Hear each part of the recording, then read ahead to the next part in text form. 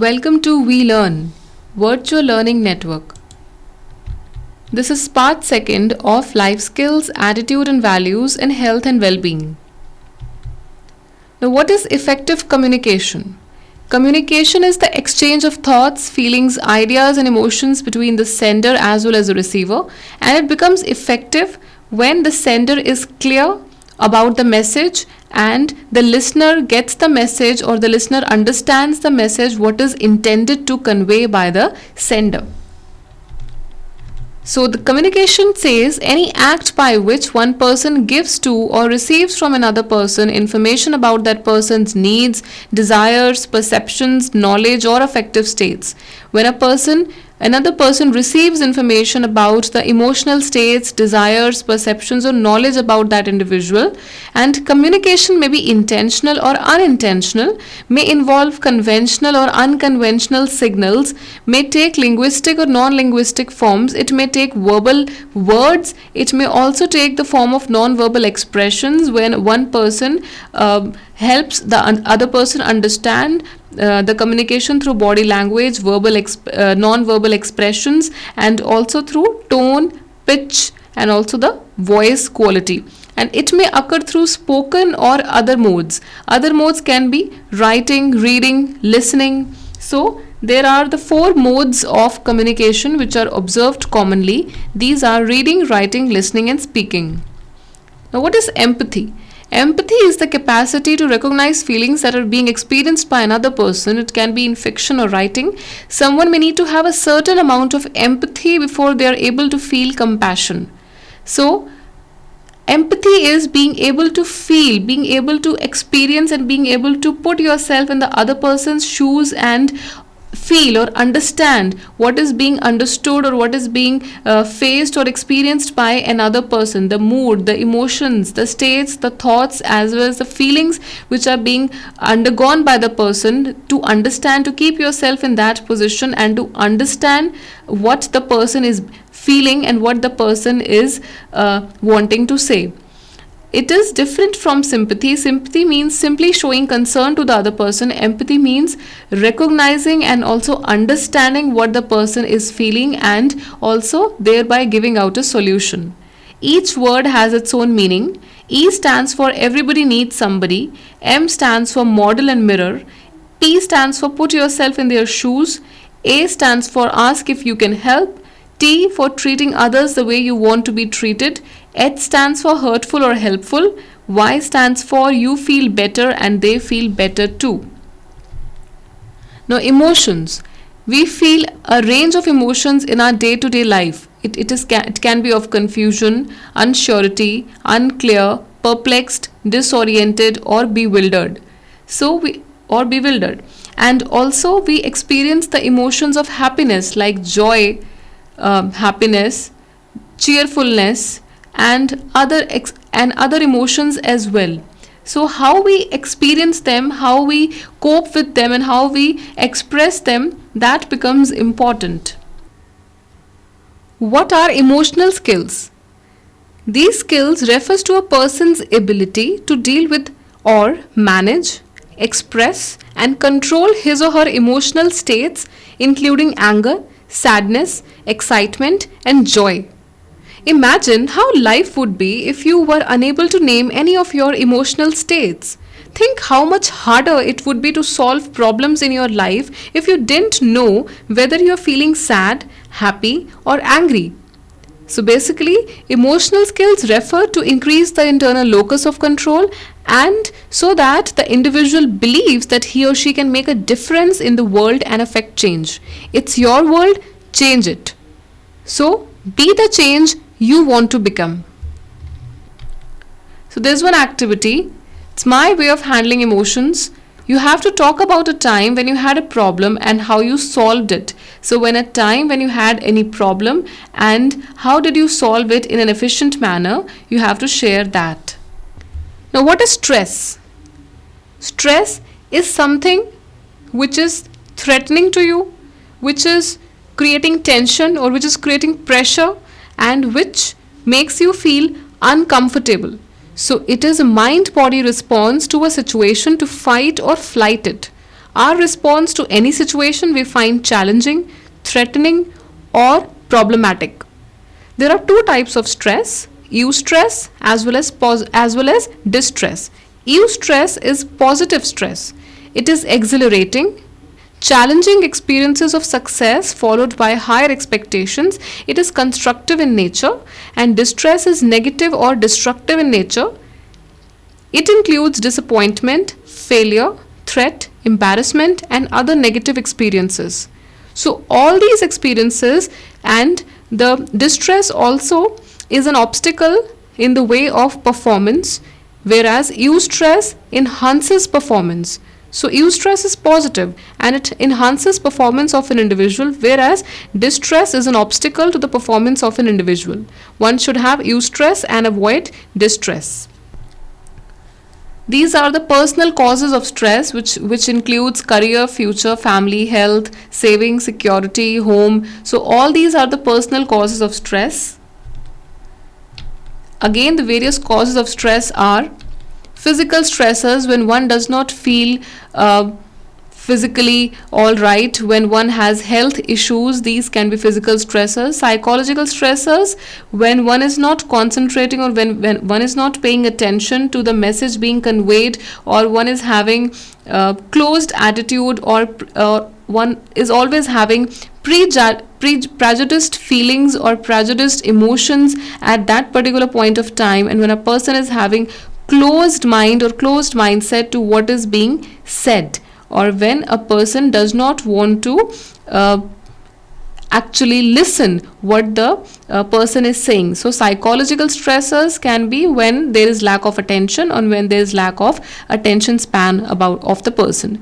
Environmental stressors, in that can be excessive heat or excessive cold, when in the room, when the seating arrangement is not comfortable, when there are no proper acoustics in the room, there is lack of proper speakers, or when there is lack of proper arrangement in the room where the actually speech has to be delivered, that can be environmental stressors. And where there is excessive noise, pollution, disturbance, that can also prove to be an obstacle.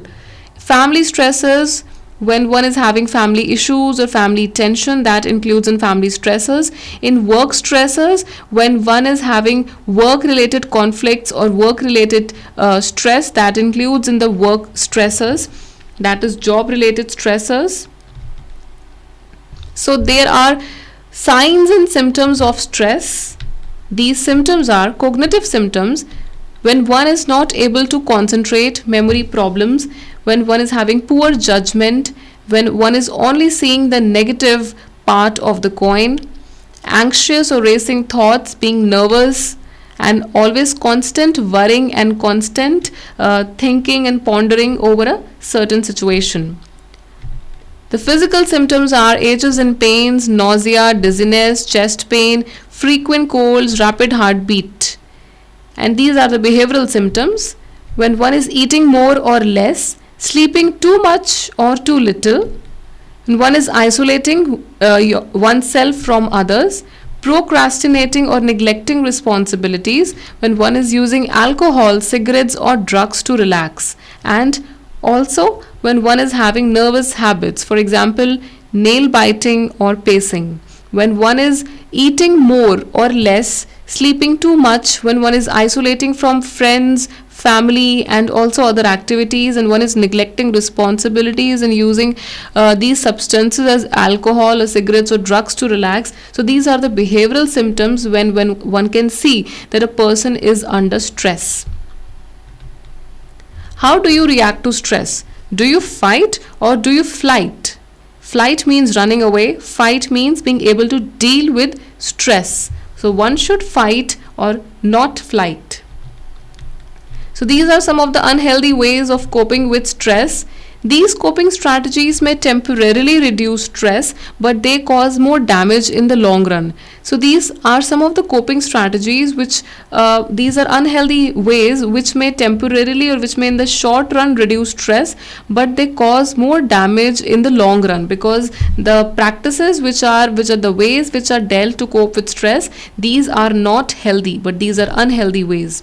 Smoking, drinking too much, overeating or undereating, withdrawing from friends, family, and activities, using pills or drugs to relax, sleeping too much, procrastinating or delaying the work, filling up every minute of the day to avoid facing problems, taking out your stress on others, lashing out, angry outbursts, or physical violence, zoning out for hours in front of the TV or computer. When one is taking out one's stress on others while shouting or lashing out, when one is also zoning out or in front of the TV or computer for longer hours, that is also one of the ways, one of the unhealthy ways of coping with stress. The healthy ways to relax and recharge are: go for a walk, spend time in nature, call a good friend, sweat out tension with a good workout, write in your journal, have the habit of diary writing, take a long bath, light scented candles, savor a warm cup of coffee or tea, play with a pet, work in your garden, curl up with a good book, and listen to music. So these are some of the healthy ways to de-stress, to relax and recharge, and wherein one should spend time in nature, one should also work out, have release the tension, write something in the diaries, and also savor a warm cup of coffee, work in your garden, and read a good book, listen to soft and soothing music, which helps to release out stress. So these are some of the dimensions of managing stress: emotional, physical, mental, and spiritual. A quick reminder which says to reduce stress: control your anger, breathe properly, slow down your respiration, get some fresh air, avoid hunger and dehydration, recharge at the day's end, and meditate, which helps in relaxing one's mind. And do a quick posture check every time. One need to sit erect every time. So what is attitude? Attitude is the thoughts, feelings, or the experiences which is felt by a person towards a particular object, person, or an situation or an event. So attitudes which are to be assessed under CCE of the students is the attitude towards teachers, attitude towards schoolmates, attitude towards school programs, and environment. So these are some of the attitudes of the students which needs to be assessed. So this is one small activity of brainstorming. You have to tell the definition, what is meant by the term values, what are the different types of values, what are the factors responsible for presence of certain types of values, and what are the values included in the CCE pattern. You have to give your own views, which values are the most important to you and which values are not as much important. How much do you see of an iceberg? Probably we know that how much we see, but the real picture or the true picture lies here. When only 10% of any iceberg is visible, the remaining 90% is below sea level. So it is compared with the attitude or the behavior which is known to others, and the attitude or the behavior which is unknown to others, that is below the sea level. And our values, standards, and judgment impact our behavior.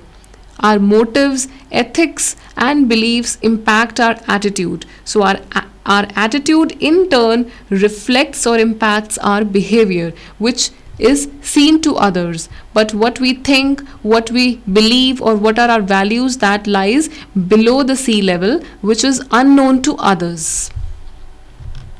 So attitude, it expresses an individual's positive or negative feelings about some objects. It describes an individual's feelings, thoughts, and predisposition to act towards some object in the environment. So attitude is of two types. It can be either positive or negative, and it also depends on a lot of things. Whenever you are in conflict with someone, there's one factor that can make the difference between damaging your relationship and deepening it, and that factor is attitude, which is said by William James. So attitude is the only thing which helps in deepening the relations or damaging the relations. The components of attitudes are informational and cognitive framework, emotional and affective framework, and behavioral framework. Cognitive framework lies at the thinking level, emotional and affective. Again, the emotions which are felt by the person, and the behavioral framework is when one person behaves in a certain way. Information and cognitive components, affective and emotional components, and the behavioral component of the attitudes. These are the three components of attitudes. How the attitudes are formed? It is through direct personal experience. Whatever one experiences personally in one's life, these things or those things form the attitude of the person. Association, when one associates one particular thing, object, or a person with another person. Family and peer groups. So, family is the first window through which a person forms his or her attitude towards the world, and the family only tells the person or guides the person in forming various attitudes towards different situations and also people. Peer groups, the friends, they also influence the person's attitude, and they also help people to form attitudes in a positive or a negative manner towards various events, situations, or people. Neighborhood, where the person resides. The neighborhood community also helps in the formation of the attitude. Economic status and occupation of the person. What is the economic status of the person, and in which occupation is the person? That also, the people with whom he or she interacts, they also help in forming the attitude. Mass communication, the media, the television, internet, as well as the newspapers, the other modes of mass communication help in forming the attitudes of people. And attitudes reflect our beliefs as well as the principles as well as behavior. The barriers to changing attitudes are prior commitments or insufficient information. So, ways to overcome these barriers are providing new information, use of fear when to change the attitude to positive or to negative, then use of fear, resolving discrepancies. So these are some of the things which can be applied. Influence of friends and peer groups can also be applied when one wants to change one's attitude or of any other person. Be aware about the bullets which helps in forming the attitude. Other people's behavior, negative work environment, negative worldview, changing environment, past experiences, and determinism theory. When one actually faces all these things, and these are the things which are responsible in making the person have certain attitude. These are the things which are there in the environment. So, attitude which is formed and changed, you have to change three things: attitude and thinking as well as behavior, to change the person and to adopt a fresh perspective. 8 ways to change attitude are: you have to stop focusing on yourself, stop being self-centered, face your mistakes, face your flaws. You have to self-evaluate and your flaws and your advantages as well as disadvantages. You have to evaluate yourself. You have to count your blessings, count the things you have. Find a life coach who is able to guide you in the best possible manner. Be friends with optimistic people, or who are the people who give you hope. Ask the right questions. Ask your friends to point out when you are negative or pessimistic in the future. So ask your friends to give you feedback. The line says, I cried because I have no shoes until I saw a man with no feet. Life is full of blessings. Count your blessings and not the things you don't have. These are some of the personal values of the person.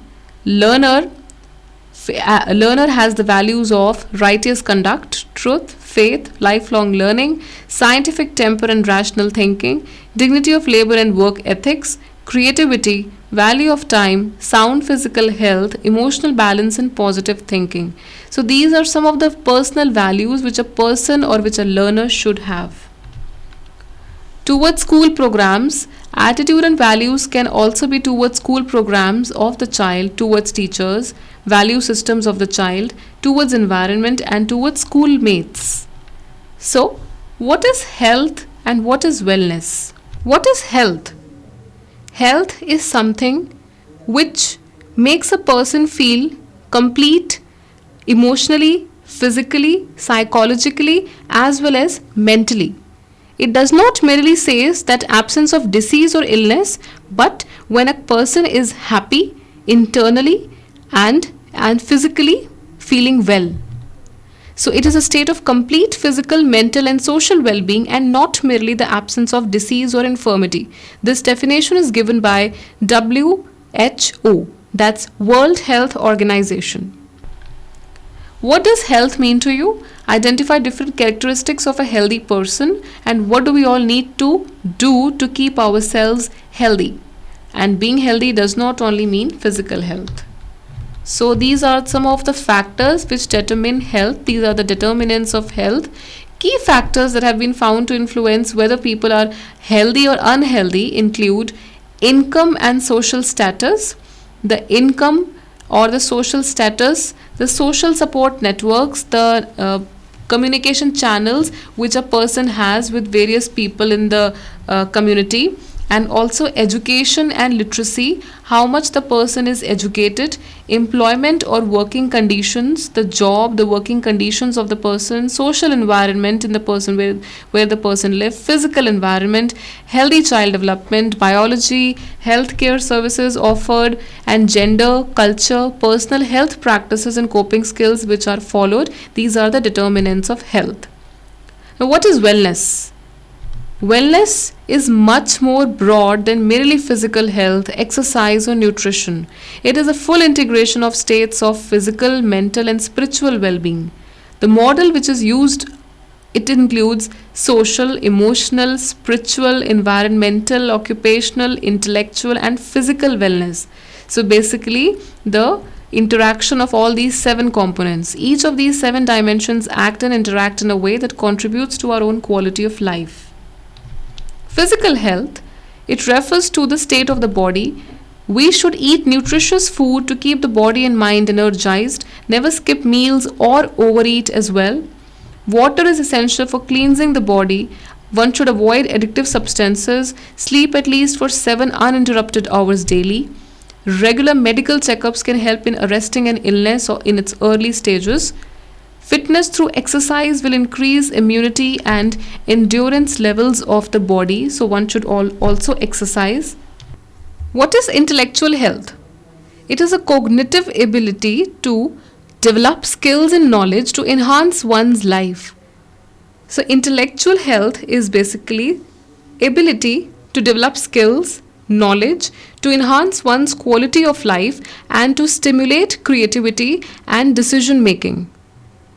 For having intellectual health, one should set realistic goals that will go a long way in life planning, explore and have every opportunity with an open mind, be aware of the demands and expectations from you, and also have a positive outlook, especially when dealing with conflicts. Emotional health, it is the ability to accept and cope with our own and others' feelings is defined as emotional well-being. Emotions contribute to almost all aspects of our life at times when setting course of actions. Symptoms of emotional problems as hopelessness, depression, anxiety, and even suicidal tendencies are not always easily detectable but can lead to serious consequences. So to be emotionally healthy, one should always have awareness and acceptance of our strengths and shortcomings, which is essential. Ability to handle stress and seek help if needed, build strong communication networks among family and friends. How to keep socially healthy? Social health means to build and maintain satisfying relationships comes naturally to us as we are social animals. Being socially accepted is also connected to our emotional well-being. So we should increase our ability to interact with people and their ideas, accept and understand diverse cultural norms, build networks among different kinds of people, adopt a positive self-image to be socially healthy, and to also enhance your interpersonal communication skills. So meditation goes a long way in helping people to relax and de-stress. So these are some of the tools and techniques which can be used for the purpose of evaluation. The main purpose of evaluation can be to determine the quality of a program by formulating a judgment. So the tools and techniques are photographs and videos, conversational skills of the children, self-assessment, assignments, checklist, oral questions, peer assessment, observation through research groups, narrative reports, painting or artistic behavior of the child, rating scales, quizzes, projects, observation, essays, portfolio, narrative records, and questions, as well as assessment. So these are some of the tools and techniques through which child's performance can be judged. Tools and techniques are required to gather information. These should be valid, reliable, and usable. Tools are the instruments used for measuring the learning outcomes, such as question papers, observation schedules, rating scale, checklists, etc. These are the instruments for measuring the learning outcome. Techniques are the methods and ways. For example, observation is a technique, observation schedule or checklist is a tool. Test is a technique and question paper is a tool. So the objective part is a tool.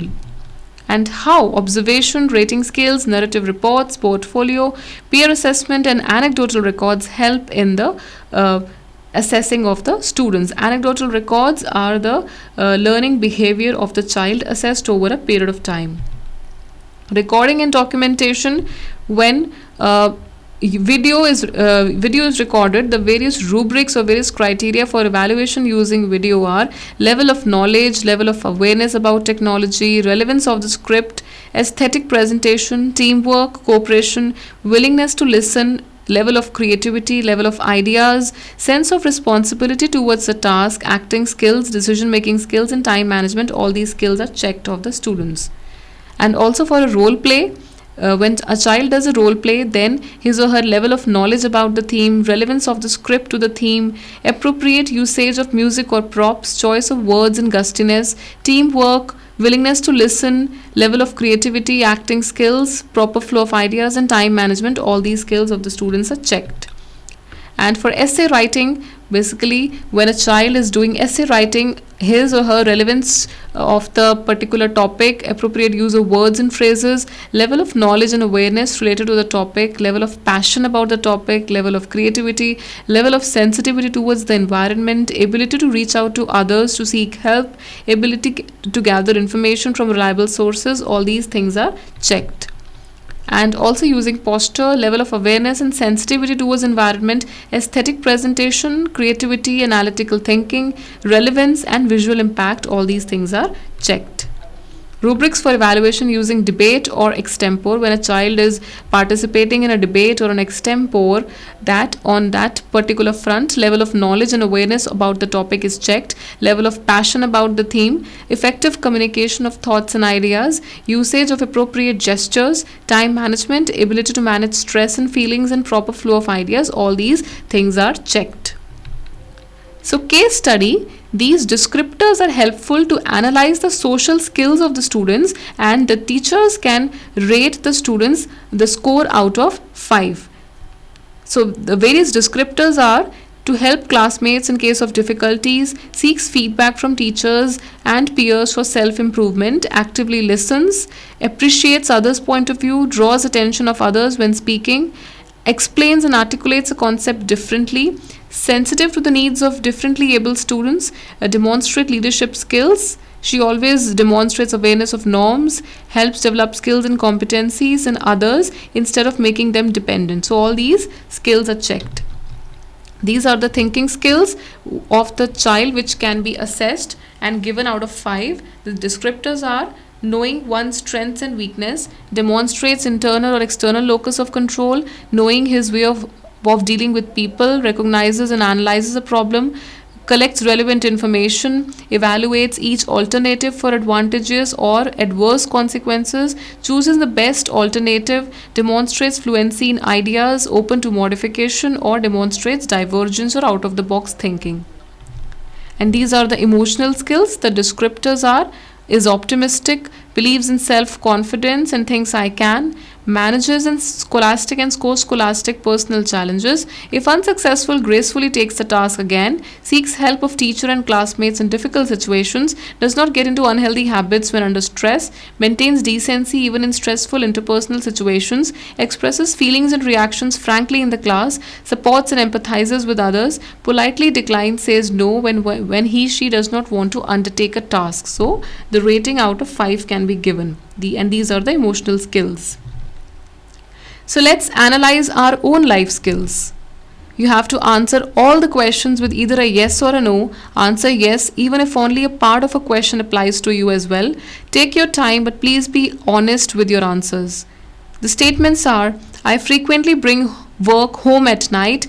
I don't have enough hours in the day to do all the things that I must do. I deny or ignore problems in the hope that they will go away. I do the jobs myself to ensure they are done properly. I underestimate how long it takes to do things. I feel that there are too many deadlines in my work and life that are difficult to meet. My self-confidence or self-esteem is lower than I would like it to be. I frequently have guilty feelings if I relax. I find myself thinking about problems even when I'm supposed to be relaxing. I feel fatigued or tired even when I wake up after an adequate sleep. I often nod or finish other people's sentences for them when they speak slowly. I have a tendency to eat, talk, walk, and drive quickly. My appetite has changed, have either a desire to binge or have a loss of appetite or skip meals.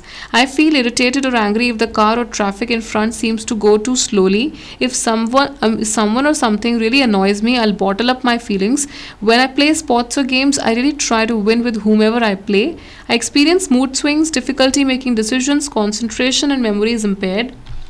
I find fault and criticize others rather than praising. I seem to be listening even though I'm preoccupied with my own thoughts. I'm unable to perform tasks as well as I used to. My judgment is not as good as it was. I find I have a greater dependency on alcohol and caffeine. I find that I don't have time for many interests or hobbies outside my work. Then the interpretation comes: a yes answer, one mark should be given, and a no answer, 0 score should be given. People who have 4 points or less, they are least likely to suffer from stress related illness. 5 to 13 points, people falling, and they are more likely to experience stress related ill health, either mental, physical or both, and they would benefit from stress management counseling or advice to help in the identified areas. People who are having more than 14 points or 14 points are most prone to stress, showing a great many traits creating unhealthy behaviors. This means that you are likely to experience stress related illness, for example diabetes, irritable bowel, migraine, back and neck pain, high blood pressure, heart diseases, and mental ill health. It's important to seek professional help or stress management counseling. Consult a medical practitioner. So, what was the final takeaway of? And the training objective basically was that the importance of life skills in CCE system, the impact of different methodologies, the importance and role of different pedagogical skills, and the learning and evaluation practices. So this is the final takeaway from the training. So in the evaluation practices, the role and the different skills of the teachers in dealing with the students, and also the importance of life skills in CCE system. So that's all in this session for you. Thank you. Happy learning, we learning.